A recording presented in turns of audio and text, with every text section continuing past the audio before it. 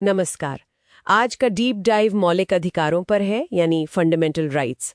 सामग्री बताती है कि ये विचार तो बहुत पुराना है, शायद मैग्ना कार्टा या उससे भी पहले का, लेकिन आज हम इसके इतिहास में बहुत गहरे नहीं उतरेंगे।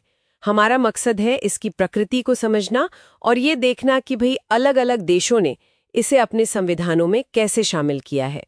तो चलिए शुरू करते हैं। बिल्कुल। और देखिए, सामग्री यही दिखाती है कि कैसे दुनिया भर में कई देशों ने अपने संविधानों में अधिकारों की एक पूरी श्रृंखला को शामिल किया है, जिन्हें हम मौलिक अधिकार कहते हैं, है ना? ये सिर्फ घोषणाएं नहीं है। हाँ, ये संविधान का हिस्सा है जी। उदाहरण के लिए दस्तावेज अमेरिकी संविधान का जिक्र करते हैं, खासकर जो शुरू के संशोधन है 1 से 10, और फिर बाद के भी कुछ अहम, जैसे 13 से 15 और 19वां। हाँ, जो नागरिक अधिकारों से जुड़े हैं। बिल्कुल।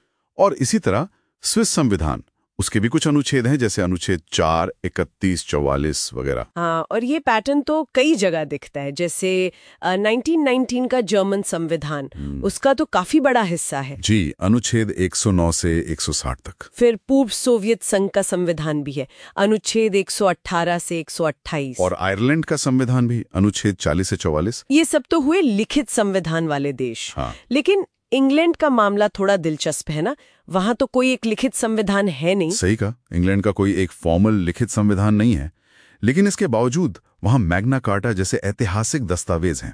अधिकारों की याचिका है, अधिकारों का विधेयक है, petition of rights, bill of rights. ये वो दस्तावेज हैं जिन्होंने समय के साथ राजा की शक्तियों को सीमित किया है और नागरिकों के कुछ बुनियादी हक स्थापित किए।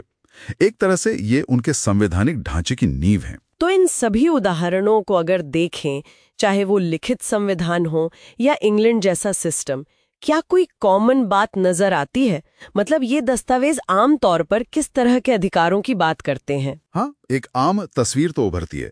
देखिए, ज्यादातर जगहों पर कानून के सामने बराबरी का सिद्धांत है। हाँ, समानता। जी। फिर अपनी बात कहने की आजादी, अभिव्यक्ति की स्वतंत्रता, प्रेस की स्वतंत्रता, अपने धर्म को मानने की आजादी, ये कुछ बहुत बुनियादी चीजें हैं जो बार बार दिखती हैं। और इनके साथ ही शांति से इकट्ठा होने की, मतलब एकत्र होने की आजादी। हाँ, और संघ बनाने की स्वतंत्रता भी। बिल्कुल। और साथ ही व्यक्ति और उसकी संपत्ति की सुरक्षा, ये भी एक आम पहलू लगता है। तो ये अधिकार तो काफी जाने पहचाने लगते हैं शायद। फिर इन्हें संविधान में डालने का खास मकसद क्या है? देखिए, इन्हें संविधान में शामिल करने से निश्चित रूप से इन पर ध्यान जाता है। इन्हें एक खास दर्जा मिलता है। ये दिखाता है कि ये कितने महत्वपूर्ण माने जाते हैं। लेकिन यहाँ एक बहुत अहम बात है, और शायद असली चुनौती यही है, जैसा सामग्री इशारा करती है। अच्छा, और वो चुनौती क्या है? सिर्फ लिस्ट बना देना काफी क्यों नहीं है? यही बात थोड़ी गंभीर हो जाती है। सामग्री कहती है कि असली मुश्किल सिर्फ इन अधिकारों को लिख देने में नहीं है। सबसे बड़ी चुनौती है हर मामले में इनकी सटीक सीमाएं तय करना। सीमाएं मतलब ये अधिकार कहां तक लागू होते हैं और कहां पर रुकते हैं, और उससे भी बढ़कर इनके लिए प्रभावी सुरक्षा उपाय, इफेक्टिव सेफगार्ड्स, वो तैयार करना। अच्छा, मतलब अगर इन अधिकारों का हनन हो तो नागरिक क्या कर सकते हैं, कैसे सुरक्षा मिलेगी। समझी। तो मतलब घोषणा से ज्यादा जरूरी है उनका अमल और उनकी हदें तय करना। जैसे बोलने की आजादी कहाँ खत्म होती है और मानहानि कहाँ शुरू, या फिर निजी स्वतंत्रता और समाज की सुरक्षा, इनमें संतुलन कैसे हो? बिल्कुल सही। और यही वो महत्वपूर्ण सवाल उठता है जिस पर शायद हमारे स्रोत सबसे ज्यादा जोर दे रहे हैं, कि ये जो संवैधानिक घोषणाएं हैं और जो जमीनी हकीकत है, जहां इन अधिकारों की सीमाओं को परिभाषित करना है, उन्हें लागू करना है, इनके बीच संतुलन कैसे बने। वो कौन से तरीके हैं, कौन से मैकेनिज्म्स हैं जो ये पक्का करें कि लिखे हुए अधिकार सच में मिलें, उनकी सीमाएं साफ हों और उल्लंघन होने पर उपाय हों। ये तो बहुत गहरी बात है।